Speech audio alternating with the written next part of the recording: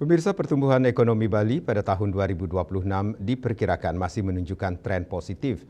Laju pertumbuhannya berada di kisaran 5 hingga 6% selama tidak terjadi gangguan signifikan pada sektor-sektor utama perekonomian daerah. Hal itu diungkapkan akademisi Ide Bagus Rakeswardana belum lama ini di Kuta Badung.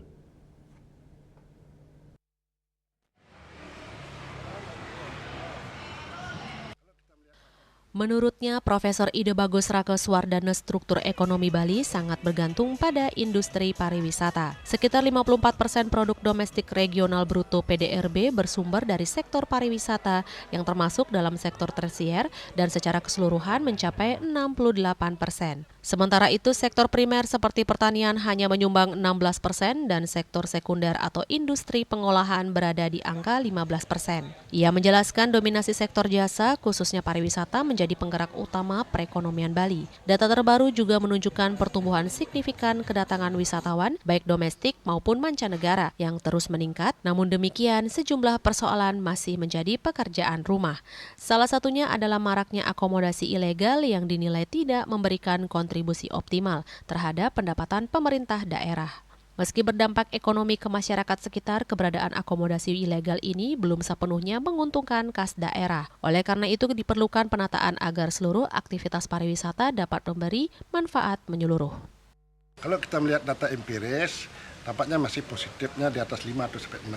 Kalau lihat data empiris, itu tentu dengan asumsi tidak ada gangguan yang lain, karena Bali ini sangat tergantung dari industri pariwisata, di mana 54% itu PDRB-nya datang dari pariwisata. Dia termasuk sektor tersier yang 68%. Primer, pertanian cuma 16%. Sedangkan sektor sekundernya di industri pengolahan itu cuma 15%. Nah, artinya apa? Sektor jasa seperti pariwisata itu mendominasi.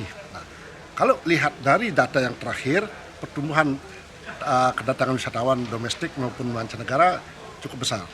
Problemnya adalah yang sekarang kita hadapi di Bali ini adalah akomodasi itu banyak yang ilegal, sehingga tidak memberikan kontribusi terhadap pemerintah daerah. Ke masyarakat, ya, tapi ke pemerintah daerah itu tidak. Nah, itu yang perlu ditertibkan, sehingga semua yang ada dari sisi pariwisata ini bisa menguntungkan.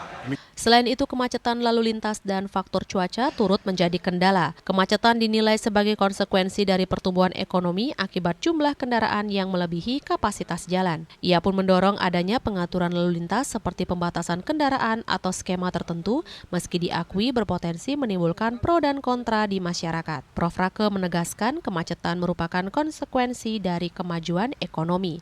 Tantangannya adalah bagaimana pemerintah mampu menata pertumbuhan tersebut agar tetap berkelanjutan dan memberi manfaat maksimal bagi daerah serta masyarakat Bali. Indrawan, Bali TV.